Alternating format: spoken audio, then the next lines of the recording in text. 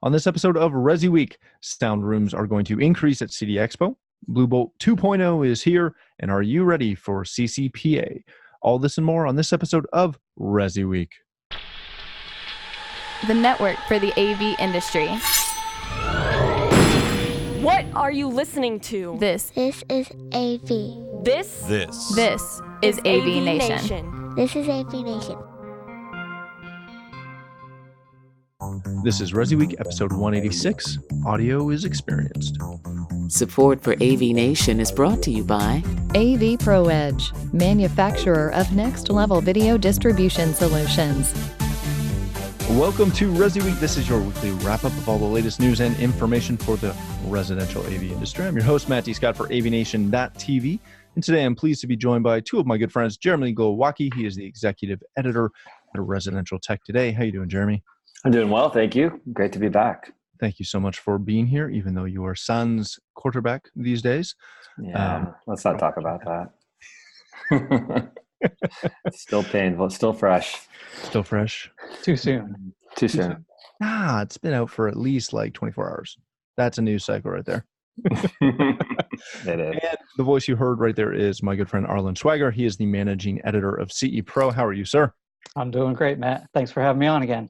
Thank you, gentlemen, both for being here. We're going to kick this off with a story that comes to us from CE Pro, and we're starting to count down the days till CEDIA Expo, something like 19 days as of today. This story from CE Pro is on CEDIA Expo 2019 and sound rooms that deliver education and entertainment. This year, the sound floor demonstrations are going to be the sound room demonstrations are going to be larger than they have been even in the past. And through this article, it looks through 19 brands that are showcasing some of their latest products and technology in the sound rooms. Arlen, I'm going to start with you on this one. And I don't necessarily want to dig into the brands that are there. If you read through the article, you'll notice a lot of names that you know, maybe some names you don't know. Some surprising names that will be involved in some of these rooms, etc. What I really wanted to talk about with this, though, was the over the past couple of years that I've been attending CEDIA Expo, and it's going on 10-something years now. We've kind of seen that shift of tons of sound rooms and demo rooms, and then only a couple, and then we're ramping back up, and we're seeing more and more sound rooms, demo rooms, experiences opposed to just boxes on white pedestals. What is the trend that's driving really manufacturers to invest in the floor space and the staffing and everything involved in putting on not only usually a trade show booth somewhere on the floor, but also these sound rooms and these demo rooms? What's causing the increase of that again? I think the industry is really just, pushing the audio experience. Certainly there seems to have been this, backlash about, now everyone can just use smart speakers. They can stream, low-res streaming. But then you come out with things like Tidal, and you see, this resurgence of vinyl. It's not really a resurgence anymore. It's just here. And I think the sound rooms are really the manufacturer's way of saying, hey, this is a great way audio needs to be experienced via demo. And if they can, kind of show that scripted message to dealers, it's something that dealers can kind of replicate in their own showrooms if they have them, and really kind of give a lift to this, high-end audio. I think this year, especially, it's probably already going to be on a lot of dealers' minds. I don't know if, there are going to be a lot of people who are just out there for 2 weeks because the Rocky Mountain Audio Fest was moved up to, right before the expo as well. And so for the manufacturers, maybe it made a lot of sense also to say, hey, let's go out there for that. We're going to stay out there for CEDIA Expo, and, we're going to really get our presentation, nice and perfected for the show. But, for them, I think it's a good way that, they can block their schedule 20, 30 minutes at a time and get a really nice script, get a really nice demo going for a captive audience. Very good. Jeremy, when you follow this, when you listen to and read the industry reports, the industry's massive. You have everyone down to, people selling just basic wireless speakers for $200 up to your ultra high end selling for a whole lot more than $200. When you walk around the show floor, it is that dichotomy. You're going to have the Googles and the Rings and Sonos and all of the, more traditional entry level manufacturers. You're also going to have the ridiculous high end products that are out there. What does it say to dealers and even newcomers to the industry who walk around and see this dichotomy of what the show floor has become?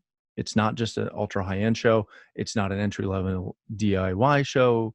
It's not a smart home show. It's really home technology. It's really what it's become.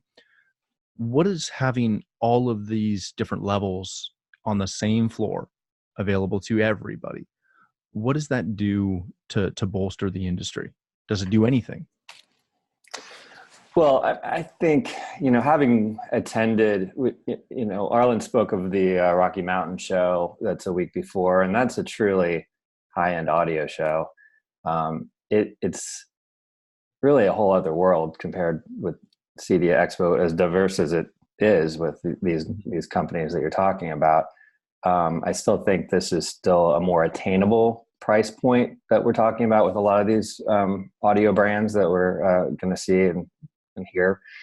I was at the similar show in Chicago, and you go through there and you see a dozen companies that you're familiar with, but then there are 100 plus that are just these. Are they going to be around next year because they sell a handful of these systems a year, a pair of speakers here, a pair of speakers there. They're basically custom built. This is a really esoteric high-end type of space.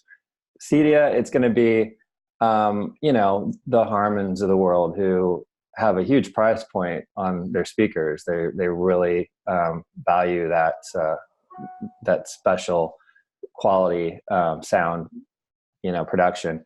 But they're still a brand that you see at retail as well. JBL, there's Synthesis, and then there's JBL that you buy at Target. They're totally different products, but they have that brand recognition. You're going to see a lot more of that at CEDIA. And I think what you get is you get a variety of experiences there that it's hopefully making it a draw for people to attend. It's harder and harder for, unless you're a Comic-Con kind of an event, it's harder and harder to get people to come together to a big expo event. So much of what you do is local training, online training, regional training. To be able to draw people in, you have to give them some sort of an experience. And I think that a demo room is that way of offering that way of saying, hey, this is what you should be doing back at your showroom if you have one, or going into a client's home and presenting to them, or taking them into an existing client. But you really, you're not going to get that excitement from just walking through a booth necessarily. Some of the video, you can accomplish a little bit like that, but audio, you've got to get them in as controlled of an environment as possible, get their attention, walk them through the dog and pony of the event that you've set, that scripted thing, as Arlen said. It's really important that you kind of learn the best way to demonstrate this to your clients so they get excited about it then when you're back in your own territory. So let me ask you guys this, kind of building off what Arlen said and what you just said, Jeremy. How much of this is essentially something that it's not spoken, but it's something that smart integrators pick up on? Walking into these demos and listening to really the manufacturer reps that give demos every day. This is what they do. They try to impress a bunch of people that would argue that they probably know more than the person giving the demo. How much should integrators be trying to learn how to properly do a demo and how to properly experience the things that we sell from going through, these sound rooms or these demo rooms? I think there's plenty for them to learn. We've written profiles about companies that actually have a written out showroom script so that when they have prospective clients come to their showroom and they have an appointment set up, from the moment they open the door, everything that they see through the walkthrough, those sales reps for that company have been given, really good cues on what to say at each thing. And at the same time, we get, story after story from, not just audio companies, but from manufacturers, reps who sell these products and integrators who talk about, audio in particular is a very emotional experience. We all have, so many associations that are just tied to audio where you can remember, especially with not just music, but with film soundtracks. And, you just remember certain scenes based on the audio that goes with them. So I think between, the 2-channel and the multi-channel experience, there is that, selling to the emotions that, we hear all the time from dealers and reps and all that.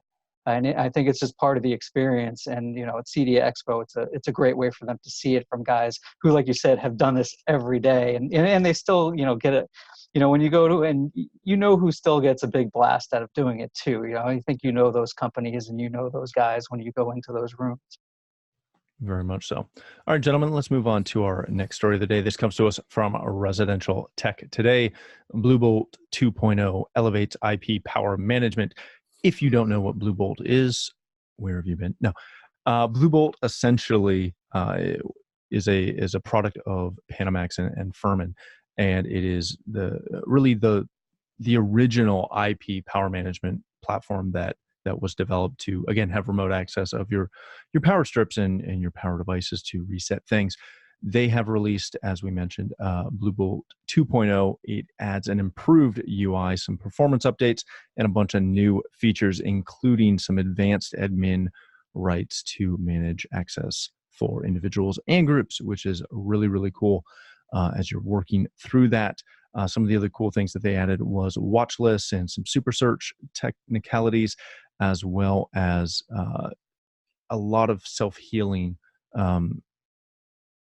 infrastructure for network devices. Jeremy, I want to start with you on this one. This may seem like a really mundane topic to talk about. It's power, it's power management, and it's remotely power cycling a device. It's kind of not that sexy. It's kind of hard to get super excited over this. But anyone that A, has been in this business a long time, or B, has experienced that ridiculously annoying emergency truck roll to power cycle a modem or a cable box. Once they've discovered IP power management, they're usually in love with it. Jeremy, what has made it so difficult to sell this to clients? Why have we as an industry had such a hard time selling IP remote management? Well, I think, you talk about RMR, recurring monthly revenue, as a category, an opportunity, but it's really just service and paying for service. And what a lot of our readers, the integrators out there are doing is they sort of put that part of their presentation kind of on the back burner. It's like one of the last things that they may mention, and that's generalizing. I'm sure there are plenty that are on top of this, but the challenge, I think, is when you undersell your service plan, and maybe you don't even have a service plan, a formal one, and it's just putting out fires when they happen. I think there's some embarrassment that the client is spending as much money as they are on these systems, and they think that they should just work forever. You bought this thing; it should just keep running. But then, the savvy integrators explain,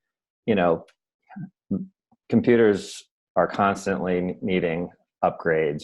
Think about your phone and all the, adjustments that are made, with upgrades on your iPhone, for instance. Think about the power issues that occur, whether it's a lightning strike or a simple surge, because we've got a grid that's not what it used to be. All of these things can affect the quality of the system. And if you can explain that in the right way, I think by saying that, hey, we're running a business, we of course want to service these problems and get them solved as quickly as possible. But to do that, we need to put this type of a device in the system to be able to remotely go in and correct a problem, or maybe it is a self-healing kind of scenario. But if we're able to continue to stay in business and be the company for you, then there's a fee associated with that, and you have a way of establishing that with the client, and you would hope that they would respect that and sign up for it. And it's, I think, just been a challenge because it's a different way of going to business for a lot of integrators who never really thought that way before. Very good. Arlen, this is something that we talked about kind of pre-show. And it's something that you've been a big proponent of in all of the writing that I've followed you doing over the last however many years. Jeremy alluded to it, that it's out of our comfort zone for most integrators to go in and sell RMR. This is kind of like the easiest way to sell an RMR package, that, hey, Mr. Customer, Mrs. Customer, when you have those power events, as Jeremy alluded to, A, half the time we'll know it and we'll just reset it for you. But B, when you call us and say, hey, there's a problem, it's not 4 hours till we get there. It's not the next day. It's 30 minutes, and we can go in and do it. Why have we not succeeded at the RMR conversation, whether it be, power, networks, anything else, when car manufacturers have been able to do that?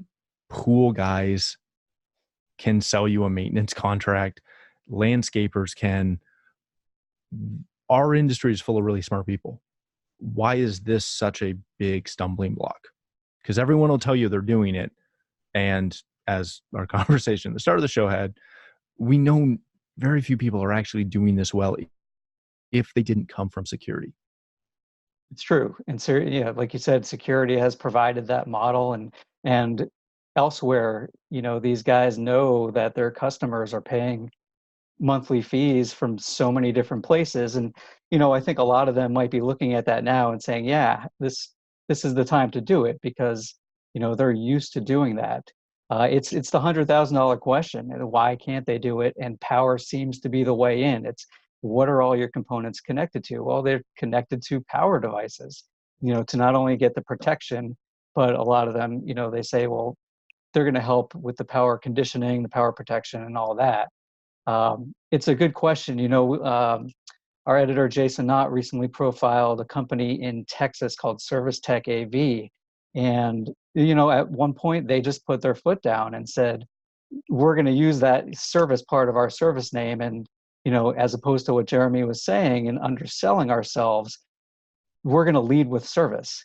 And so they decided, hey, you know what? If you don't want to sign a service contract, you can go look elsewhere for your integration. And that's really just, they decided that was going to be their line in the sand to draw. And they've gone from that, and they have a hugely successful business, and they do resi and they do commercial.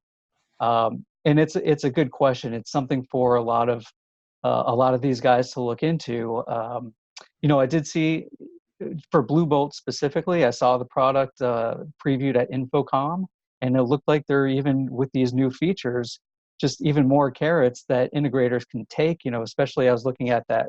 There's the watch list feature, so you can have your super high priority clients be at the top of that watch list. So God forbid anything happens to their, 6-figure systems, 7-figure systems, that you'll be on that right away. And I think a lot of them just have to do something along the lines of what Service Tech AV did, and what some security integrators do, and and some of the big commercial guys too, and basically just look to restructure the way that you sell, the way that you do contracts, so that it is one of the things that you lead with, as opposed to tacking it on at the end of the conversation. Oh, by the way, we can do this for you for when it comes to maintenance and service repairs. Like, just start off and be, hey, everything we do these days, it can be IP connected, and here's the easiest way for us to, maintain your system. And there you go. If that sounds good to you, we'd love to have you for business. And if it doesn't, maybe we're not the right company for you. Very good. Jeremy, when you follow, this conversation and this aspect of it, kind of probably the same way that I do, what always surprises me is it shouldn't be that hard to sell service these days, whether it's a monthly contract or however you get there. but isn't a large aspect of our industry moving towards just the service side of things? Should this not just be an easier thing to convince integrators of? Yeah, I mean, I think that's the value of our industry, above anything else. Of course, providing the experience that we just described in the first story, that's a huge part of it as well. Something that you can't get by buying something, and doing DIY. It's just not the same experience, not the same emotional response that you're going to get out of those speakers and that type of quality. But yeah, to be able to be assured that your system is going to work, or at least if it doesn't, you know who to call. If you're doing a DIY system, it's on you. You may be calling some service provider. Good luck with that. Waiting to, get through a call center to talk to the right person to fix whatever it is from your, cable company or whatever. But to know that you've got an integrator who is going to know the ins and outs of your system, and you can trust that they're going to respond to you within a certain set amount of time. I mean, that is what we should be selling. That's what it is that the good integrators out there can do. And I've got a company that I work with, and as much as I've learned over the years as a writer, as an editor, I have a certain lack of technical ability at a certain point, and I know that I can turn to these guys, and they're going to have the answer that I'm looking for if something's not working, or they're going to be able to find it pretty quickly, a lot easier than I will. And it's a really reassuring thing, especially if you're a high net worth person, which is a lot of our industry's clients. Mm-hmm. They need to have that, to be able to, not sweat the details on their home. Very good. All right, gentlemen, let's move quickly to our last story of the day. This comes to us from CE Pro as well. A survey finds that over 50% of businesses do not comply with the new California Consumer Privacy Act. The survey suggests that over 56% of businesses are not fully prepared for the new requirements as mandated in that Privacy Act. Now, keep in mind that this is not industry specific.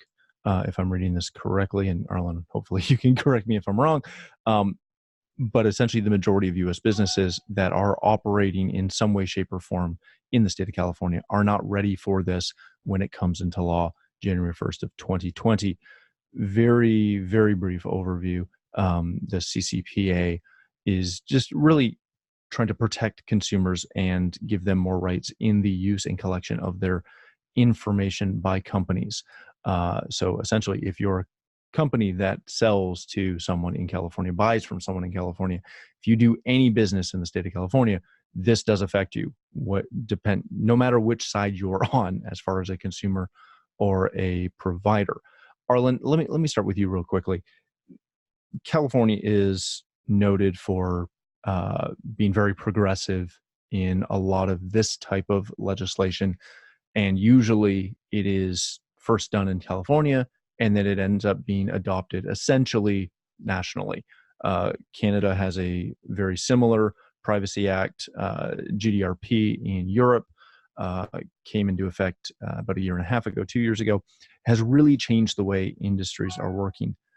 Within our industry, why do integrators, as a rule, because I'm assuming that this number is likely smaller than the percentage that aren't ready within our industry. How do integrators maintain and companies within our channel, how do they maintain and stay up to date with this type of legislation, which is honestly fairly broad and a challenge to stay compliant with? Right. I think you're right in terms of certainly California leading the way in a lot of these types of things. I know that CEDIA is a huge resource for following regulations and potential legislation that's going on throughout the country. So I know that integrators can certainly go to CEDIA and say, hey, what's going on with these types of things on the residential side, the same way on the commercial side, they can look at an organization like NSCA to see what, they're following. And then on the security side, they can they can look at SIA or ESA to see some of the same kind of things. And the way that that the smart home industry and people's smart home concerns are these days for not only who they're doing business with, but what are they buying? What are these products going to affect in their daily lives in terms of privacy, cyber liabilities, things like that. I think integrators need to start turning to some of these associations, and even a lot of them will. I know, like for the security industry, there are certain law firms that just very much specialize in security firms and help them out with the way that they're able to formulate contracts and give them templates for using contracts with their customers.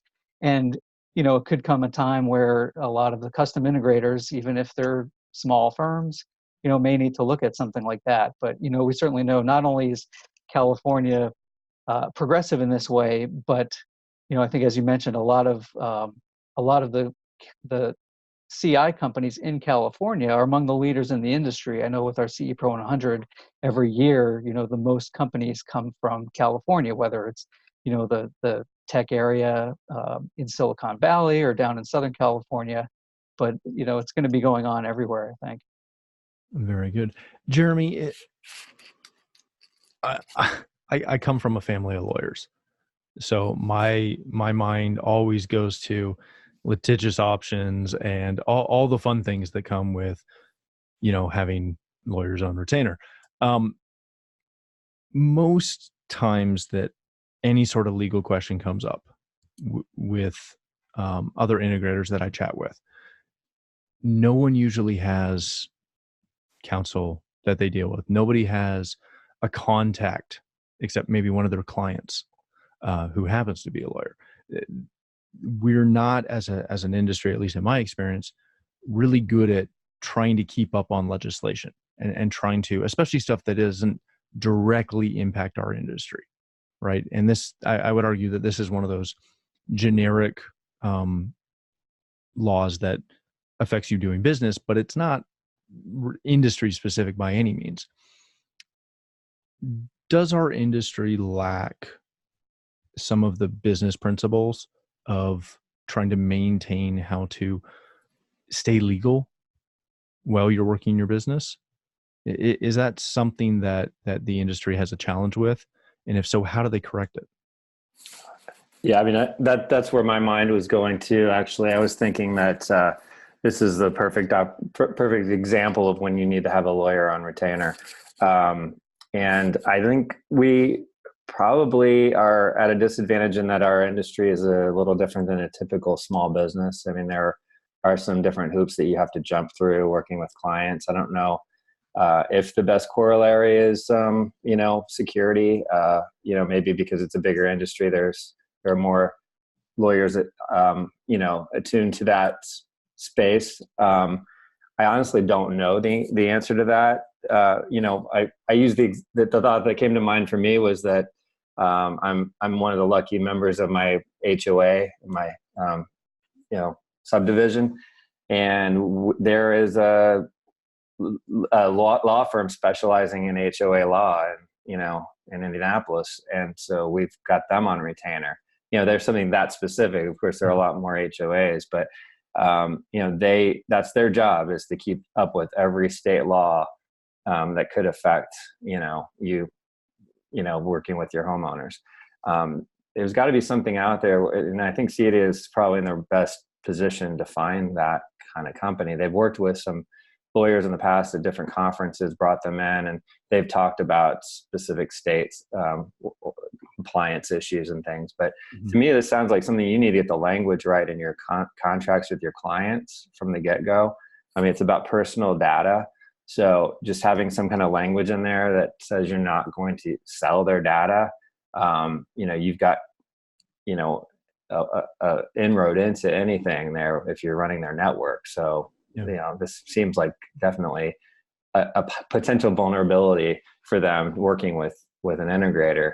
I wonder too, if the manufacturers themselves, are going to need to worry about this, because there's a lot more liability there with the amount of money that's being invested in the industry. So they're going to be as interested in finding out the proper language on their products and, not necessarily contracts in their case, but there's probably something very simple that can be done that gets you off the hook, but you need to, of course, follow those rules then. And I'm sure very few of our industry are in any position to sell anybody's data. It's not really something that is going on, but you never know if you link to a Google Home product or something like that, whether that puts you at a different liability, or an Amazon product that they could be doing something that's completely in another world from what you're interested in, but then because you sold the system that it's in there,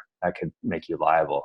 So who knows? It's an unfortunate situation to be in, but I'm sure very good for the consumer in California. It's just got to be, we got to protect ourselves from liability. I think the takeaway that I always have every time I read these is, if you don't, as you mentioned, Jeremy, if you don't have a lawyer on retainer, you need to get one. But two, you shouldn't be writing your own contracts. That's why you have people to protect you. And it's not because you're not smart enough. It's just because you don't know everything that you don't know. All right, gentlemen, let's leave it there on that really bright note where I offend everyone. Thank you, gentlemen, so much for being here. Jeremy, if people want to connect with you, learn more about residential tech today, where can they do that? Well, go to restechtoday.com, and in a short amount of time, you'll get a pop-up that asks you to subscribe to the magazine, and we'd love to grow our subscriber base. It's something that never really was an issue in my prior life, but with a startup only a year old, we're still kind of in a grassroots kind of mode here. So we need all the eyeballs on the things we're writing about that we can get. So love to have them. Excellent. Thank you so much. Arlen, my good friend, thank you so much for being here as well. If people want to connect with you, learn more about CE Pro, where can they do that? Thanks for having me, Matt. They can always go to cepro.com. And we've got tons of CEDIA Expo stuff on the site right now, and they can also sign up to get drink tickets for our CE Pro All-Star Band that's going to be going on the Expo Smart Stage. And they can find us, or they can find me also at Arlen Schweiger on Twitter. Excellent. Thank you so much for being here. For myself, if you'd like to connect with me, you can find me on Twitter at Matt D. Scott and pretty much every other social platform. But more importantly, please stop by AVNation.tv, where you'll find this show as well as a wide variety of our other shows with all the verticals that we cover. When you visit the website, please take a moment to check out our supporters. We are extremely thankful for their support and ask that you support them as well. Thanks again for watching. That's all the time we have for this episode of ResiWeek.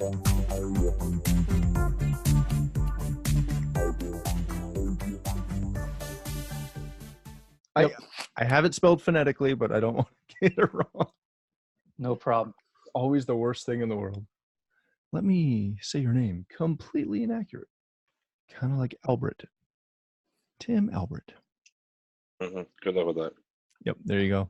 That's how I'm introducing you from now on.